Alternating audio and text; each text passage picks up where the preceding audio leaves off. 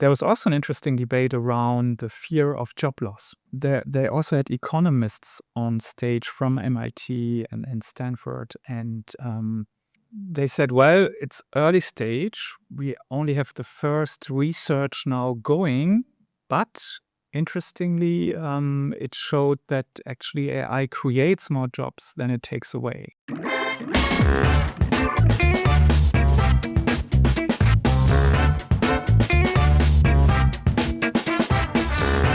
Hello and welcome to the Data Culture Podcast. My name is Florian Bigelmaier. I'm an analyst with BARC. And in case you're wondering why there is a new voice, let me tell you why. So today we're flipping the script. Carsten Bange, founder and CEO of BARC, will be the guest of our podcast, and I will have some exciting questions. So welcome to your podcast, Carsten. Florian, thank you. And thanks for taking over the role of the interviewer. And this is an experiment, so we are looking forward how it goes. Yeah, super excited. So for this special episode, we took one topic that happened just a few days back, and we found out that you've been to Davos recently. That's a super exciting experience, certainly. But I'm wondering, how is actually the setting to get started? Because like everyone has been to conferences and trade fairs and so on, but Davos is different, right? Absolutely. So it was my first time. And actually, I went because several colleagues and people mentioned that it's worthwhile a visit if you're interested in AI. And that was my primary topic. So Davos obviously is an economic forum. But lately, and especially this year, obviously, is also very political. And this year with Trump coming, by the way, with the largest delegation ever. So he brought 300 people with him, lots of ministers, heads of whatever. So it has definitely a political dimension. I think there were 65 heads of states. I mean, where do you get this collection of political people? But obviously, there's also the economic side to it. And I think what's interesting is that, first of all, it's completely crazy. I mean, there's so many people in this alpine village, which is not too small, to be fair, and it has a large conference event facilities and so on. So it's not like a very small village, but still, it's an alpine village. And so you have like several tens of thousands of people, literally, they're flooding into that village. So first of all, it's a buzzing place. There are lots of people. Then the interesting thing is the actual WEF conference is one part of the whole event, but there are about 800 side events. So other things happening alongside this main event. And this can be dinners, receptions, but there are also lots of conference types events. So there are media companies or other types of companies that set up events like several also interesting conference type events that I visited. They were around AI. So that makes it actually special and interesting. But it's definitely a unique place. I feel like in the last years, we already saw in the media that this World Economic Forum is super important for the world, of course. And this year, there was even maybe a little bit more attention, maybe for the political reasons, maybe also for AI, which is obviously a great discussion there. How do you feel that also on site? Do you feel that there is like a lot of the world looking at that place at the moment? I mean, this year was special with Trump coming, the Greenland debate going on. So for sure, there was a lot of attention this year on the event, but also in previous events. So I think it's really the idea is to be a place for dialogue. And I think that's what actually takes place there. Yeah? So also from my personal experience, it's very easy to get in touch with other people. So it's like a high-speed networking event, actually. Yeah, so wherever we are, if you wait in line for an event or wherever you sit down or have a drink or whatever, immediately you start to talk with people around you. And I also have to say it's a special crowd. It's a lot of interesting people. So whoever makes the way to Davos, which is, by the way, not so easy to get up there into the mountains, has some reason to be there. And I think the percentage, let's put it that way, percentage of, let's say, interesting people with interesting backgrounds is for sure higher than at other events. maybe talking about the mixture, I met a lot of Americans. So actually, was a debate also in the local Swiss media around whether this event is too American dominated. They were thinking about the number of people, obviously, from a Swiss perspective, being the host of this, but also from a conference perspective. I read these debates, since Larry Fink took over from Klaus Schwab, the leadership of the event. There was definitely some debate around whether the whole agenda was too American dominated. I cannot really judge that. From an AI perspective, I can say that there is this promenade. So that's like one of the main roads that also leads to this conference center. And it's an interesting site, actually, because lots of houses on this promenade were like redecorated. So obviously they were emptied out. Then corporates rented them. And so they created spaces for meetings or for presentations and so on. That definitely was American dominated. So more or less most or all or most larger tech companies were present with quite large houses. Next to that, there were a few media companies, but also many Americans. So there was like the Wall Street Journal, CNBC, and others. So also had a little bit this impression. And then there were country houses. For example, India had a big presence, Brazil, Ukraine was there, and others. So that's more or less the setup. But yes, many Americans there. Then also many Swiss that took the advantage of the local event, and many Germans I met. I don't know whether that's the bubble I'm in, but that for me were the, let's say, where I met most people from. And it's also many vendors, it's like technology vendors, consultants. I met a lot of consultants, but also startup founders. I met quite a few. Also on the investor side, there were quite a few present. So it was maybe a good mix of people, many on the vendor side, which for us as a market analyst is totally fine, to see, okay, what's happening in the market, what vendors are there, and so on. So interesting crowd for sure. Interesting, very good. So we now figured out how the setting looked like, more or less. I would say it's time to dive into some contents he saw there, and I mean we all saw a lot on the media. What happened there? One item I wanted to pick out is like all the discussion around world models and artificial general intelligence. What's your take on that, and what did you learn from the top-notch speakers also that have been there? Right. So maybe in general, AI definitely was the most important non-political topic, to say it this way. In the whole reporting about the event, obviously it was not too present because of all the political things going on. But also in the general economic debates, it was definitely one of the dominating topics. So that basically set the scene a little bit. And then there were several of these side events that actually had a lot of content around the topic. And most notably, there was the AI House, the Davos AI House. This is put on by a German company, Merantix, plus partners. So ETH Zurich is part of it and many others. So they put on a program for all 5 days from morning to evening. And another notable conference I found very interesting was the Imagination in Action conference. And that's put on by a media company that basically features many of the MIT and Stanford people. So they are carrying the whole program. It's a series, so it's not only Davos, but also on the East Coast and West Coast of the US. And what was really interesting about it, that they really brought in top-notch speakers. So really the luminaries of the AI space were present, and that made it really a unique possibility to hear them talk. There's a little but. It's mostly set up in a panel discussion style or interview style. So you cannot expect any deep presentations or deep insights into new topics, but it's really more impulses. It's really more statements. But then I found it also interesting to hear a little bit, what people are thinking about, what their opinions are about things. So I think that made the whole place a bit special, but also interesting. Coming back to your question, world models. So Jan de Kun was there. pretty famous, obviously, in my space. The audience also celebrated him.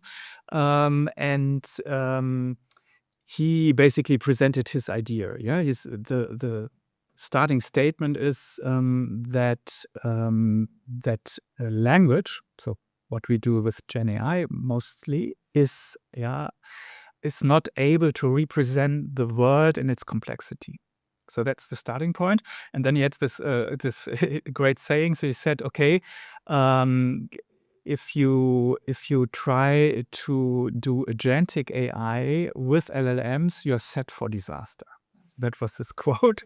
And that obviously caught attention then. He said, okay. And what he mentioned, like what he's developing right now, it's a world model. And he says, well, the new types of models have to be able to cope with sensor data from all types of sensors. Yeah? I mean, our eyes, our ears, you could also describe them as sensors. So Bigelmaier says, like, sensor data is continuous, it's messy, and so models have to be able to tackle that and cope with that, and also to understand spatial relationships and also to understand physics. Yeah, so that the laws of physics have to apply. And if not, then something's odd. So, and the models have to understand that this is like off. And so that was actually, I think, quite an interesting input and statement there. And overall, I have to say, I was expecting a little bit, especially when I saw all the speakers, to have that there will be way more talk about AGI and when will we be there and how will it look like. But actually not. Yeah, it was a little bit from time to time, but it was really deliberately toned down, and what dominated were really application questions. Yeah, so like, what's next? How can we improve LLMs? What about the smaller models, the industry-specific models? Yeah, how can we actually bring agents into production? How can we scale them? So really more the practical applications of AI, and I found that really good. Yeah, that was not like this more philosophical debate. Yeah, so it was pretty, let's say, maybe hands-on or pretty applicable to business problems. Very good, because that directly tackles our next questions, which I have in mind. So in our research, we can see that companies out there are going into agentic AI pretty quickly, to be fair. So adoption rates are really high already, and the outlook into 2026 is pretty optimistic, I would say, because agentic AI could be something like including AI for your own business model in a way. I'm just wondering, there is a discussion out there on productivity. Does agentic AI or other use cases like, let's say, coding for AI really impact the productivity of the engineers, for example, that are using coding tools, or the productivity of people in business domains, I would say? Yeah, I found that this topic was discussed actually quite interestingly from different viewpoints. Just let me mention a few that I can remember. So one was the topic of coding, and it was actually phrased as the killer application of GenAIs, which I found in this clarity quite notable. And then there was Andrew Ng, which many of us know, like founder of Coursera and other things. So also a luminary in the AI space. And he mentioned that in his own company now, the developer to product management or product manager ratio has decreased from 10 to 1. So 10 developers are more or less doing what a product manager or designer definitely defines, has now gone down to 2 to 1 or even 1 to 1. So very, very significant reduction, because the coders, the developers, are now so productive with GenAI that they can massively see the increase of productivity. So I thought that was also measurable, very interesting. Also, there were some discussions around really now value of AI and impact of AI. I think agentic AI plays a big role in that. And there was also the theme of several talks and discussions, that there is an issue with value generation and measurable business benefits, that they have to often to become clearer in organizations, and that agents, because they are focused on processes, on process improvement, on automation, can really make a difference here and also make the value more tangible. there was also an interesting debate around the fear of job loss. They also had economists on stage from MIT and Stanford, and they said, well, it's early stage. We only have the first research now going, but interestingly, it showed that actually AI creates more jobs than it takes away, that it automates. Now, let's see. It's early research. It's maybe a bit biased. I don't know. I'm not saying that it is, but in that type of conference, maybe that was also what people wanted to hear. Sure. But it's interesting to see, because I'm, by the way, I'm also not decided on this topic. Yeah, because in the history, you could see that technical driven automation typically did create more jobs and more wealth. Yeah, but obviously you have the transition time, and there will be jobs will be lost, and that was also openly be discussed there. But I think that was also an interesting input from the event. Yeah, I guess one answer to that is definitely that also skill profiles are changing.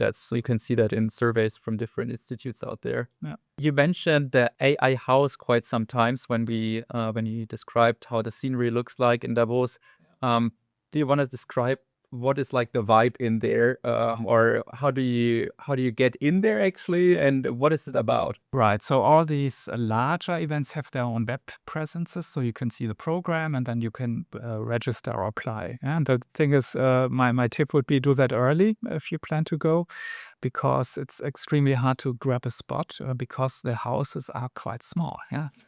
So you can imagine it's maybe downstairs was maybe a sports shop or something, but small. It's not big. And then the upstairs is it looks more like offices or living rooms. So very tiny spaces. So the first impression is very crowded. So then, but that creates also a bit of a special atmosphere. Yeah, so it's very close together. There's not a big distance to the speakers. Yeah, so it's also good to get into touch and into interaction overall. Yeah. But booking early, I think, is a good idea. And then the whole logistics, maybe it's also worthwhile mentioning. My tip would be go by train if you can, because parking is a nightmare, obviously.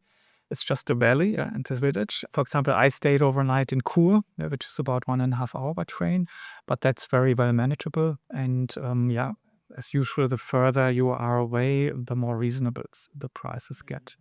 I would say let's switch one last time the topic. You said AI was the most relevant non-policy politics topic. I would say there are definitely policy aspects to AI. If you're talking about energy, or, which is super important to Europe, the topic of digital sovereignty. I definitely heard there were some discussions there, but not that big as far as I perceived in the media. But what was your impression on site? Did you hear some discussions? On site, actually, both topics were discussed quite heavily. So let's start with the energy topic. I found quite interesting. Eric Schmidt was there, former Google CEO, and he said in a panel discussion that he, or wherever this comes from, estimates the additional power demand to 80 gigawatts just to run AI further, or to run the new models. And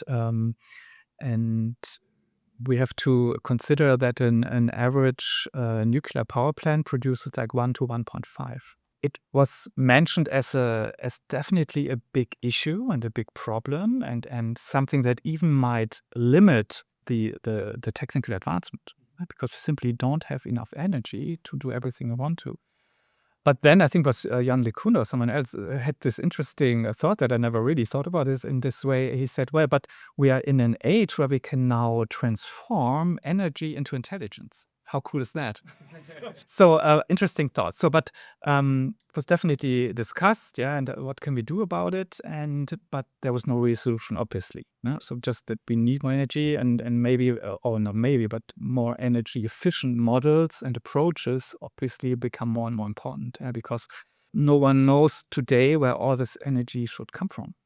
So that was the energy side. But then European digital sovereignty is a big topic. But I think also the feeling on site, obviously, that this got another push. I mean, we had the situation that tariffs were used not only from an economic rationale, but now also as a threat, as a political weapon in a way.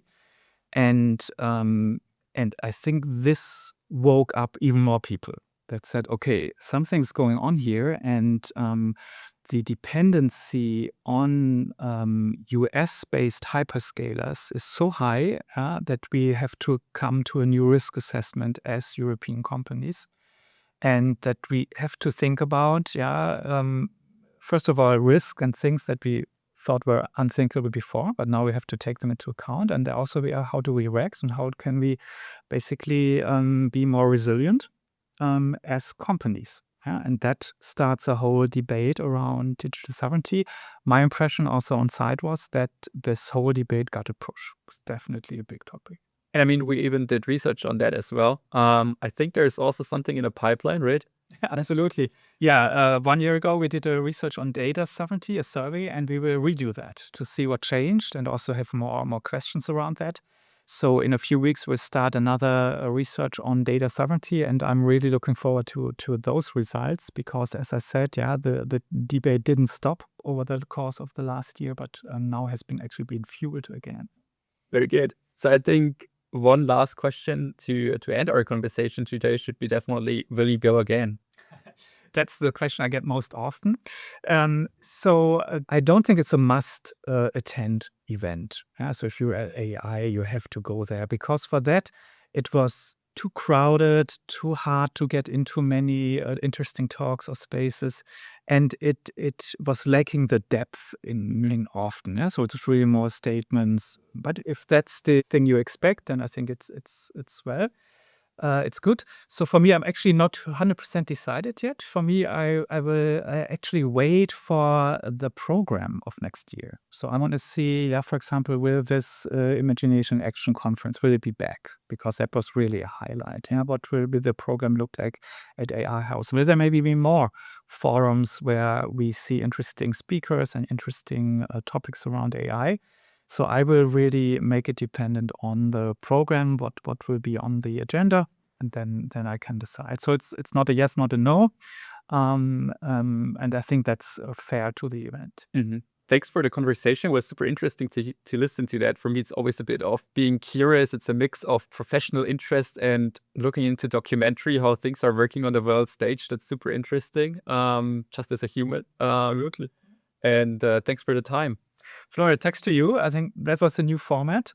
And also to our listeners and viewers, we'd like to get your feedback, because we are thinking about putting on a series like that. So having a discussion around certain topics, and to also have different types of episodes in this podcast. And let's see how that goes. But I'm looking forward to more of these types of episodes, Florian. Me too.